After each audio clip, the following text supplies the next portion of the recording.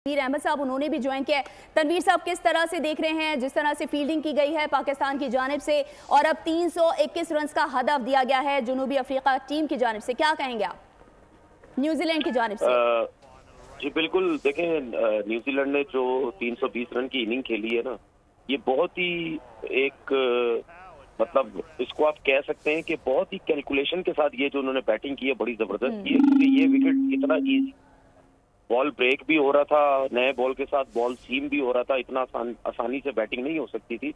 जहाँ पे I think 73 run पे 3 आउट थे, तो उस टाइम शायद हमने समझा कि हम ये मैच आराम से जीत जाएंगे, अब कोई प्रॉब्लम ही नहीं है, क्योंकि हमारी नजरें जो हैं वो डेरिल मिचेल के ऊपर थी, केन विलियमसन के ऊपर थी, इन दो प्लेयर्स के ऊपर थी हमारी ज्यादा नजरें कि इनको आउट कर लो तो हम उसके बाद जो है मैच आराम से पकड़ लेंगे। लेकिन सोचने की बात यह है कि उनके पास लैथम भी थे, वो बड़े अच्छे प्लेयर है, बड़े अच्छे लेफ्ट हैंडेड है, मिडिल ऑर्डर में आते हैं, उन्होंने क्या खूबसूरत इनिंग खेली। उसके बाद जो यंग थे उनके बारे में कोई सोच भी नहीं रहा था।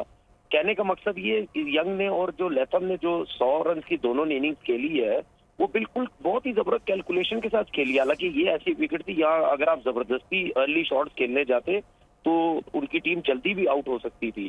तो बात वही है कि वही एक चीज नजर आती है मिसिंग, कि जब 73 पे जब 3 आउट थे तो उसके बाद बीच में स्पिनर ही नहीं है हमारे पास। वो स्पिनर कहाँ है जिसके लिए हम बार बार हम शोर मचा रहे थे कि भाई स्पिनर आपके पास होने चाहिए स्पिनर। अब खुशदिल शाह और ये सलमान आगा के ऊपर तुक्के में तो नहीं हम कह सकते ना, ये तुक्के में आगे अच्छी गेंद कर देंगे तो हम मैच जीत जाएंगे।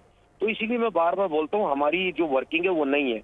अभी मैच बाकी है, अभी ऐसा नहीं है कि मैच खत्म हो गया, लेकिन अब ये जो रन पाकिस्तान को करने पड़ेंगे ये इतना इजी नहीं है, ये मुश्किल है बहुत।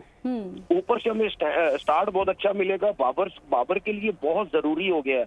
मैं आपको एक चीज बताऊं, ये बाबर के लिए ये मैच इतना इंपॉर्टेंट हो गया है जैसे किसी ऐसे प्लेयर के लिए होता है ना, उसके लिए डूम डाई हो गई है कहानी।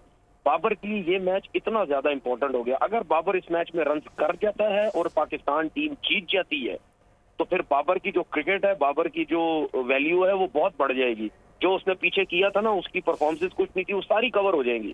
लेकिन उसके साथ फखर जमान भी बहुत इंपॉर्टेंट है हमारे लिए।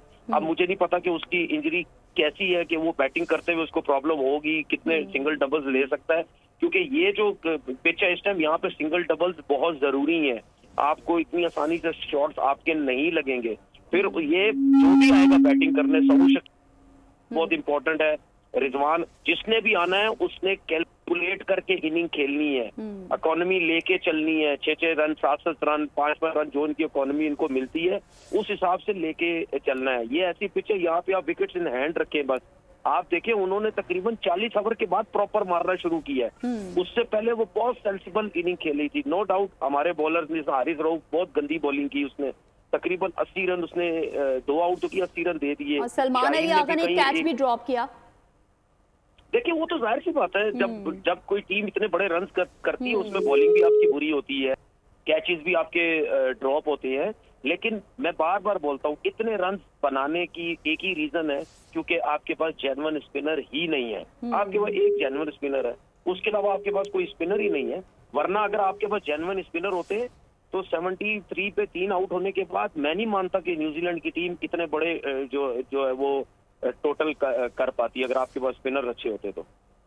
ठीक है तनवीर साहब, ये भी फरमाइएगा, आप समझते हैं कि जो पाकिस्तानी बॉलर्स की परफॉर्मेंस है जिस तरह से होनी चाहिए थी आज के मैच में उस तरह से नहीं दिखी है हमें, तो जो ट्राई सीरीज में गलतियां इन लोगों ने की थी वही आप समझते हैं इस मैच में भी दोहराई गई हैं?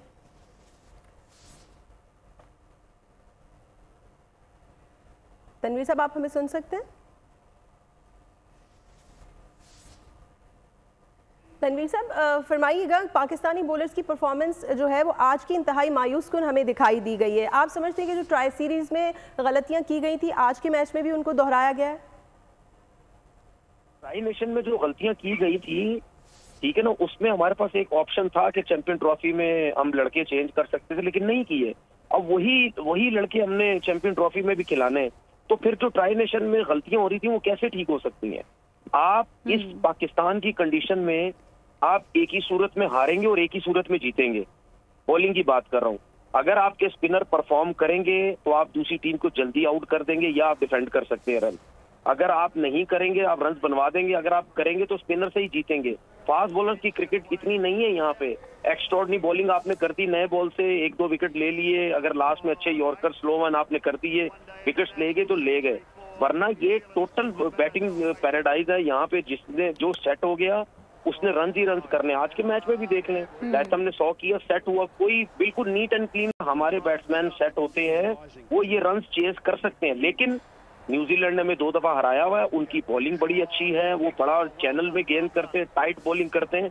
प्लस जब आप फास्ट बॉलर्स को झेलेंगे उसके बाद आपका रन बनाने का टाइम जो मिड में आता है, उनके स्पिनर स्ट्रांग है। तो हमारे लिए तो पूरा पहले ओवर से लेकर 50 ओवर तक हमने एफर्ट ही एफर्ट करनी है। न्यूजीलैंड की तरह नहीं है कि उनके पास हमारे पास स्पिनर नहीं है तो वो कहीं ना कहीं रिलैक्स हो जाएंगे। अब खुशदिल शाह कोई स्पिनर या वो मतलब यानी सोचने की चाहिए था इनको। अब देखें क्या होता है, पाकिस्तान जीतता या हारता नहीं करता। ठीक है, अच्छा तनवीर अहमद साहब ये भी बताएगा, यकीनी तौर पर पाकिस्तान को बैटिंग करने के लिए मैदान में उतरना है, बैटिंग ऑर्डर में क्या कोई तब्दीली की जा सकती है, करनी चाहिए तब्दीली, और क्या स्ट्रेटेजी होनी चाहिए बैटिंग के लिए? देखिए बैटिंग तो मुझे नहीं लगता कि जो हमारे ओपनर्स है वही होने चाहिए। बाबर की मैं ये बात कर सकता हूँ कि बाबर को जल्दबाजी करने की जरूरत नहीं है। अगर फखर जमान अच्छे शॉट्स खेल रहे हैं, उसके रन हो रहे हैं, तो बाबर को चाहिए स्टे करे, बस प्रॉपर जो बैट बॉल मिलता है, चौके वाला बॉल मिलता है, उस पे जाए, जल्दबाजी करने की जरूरत नहीं है।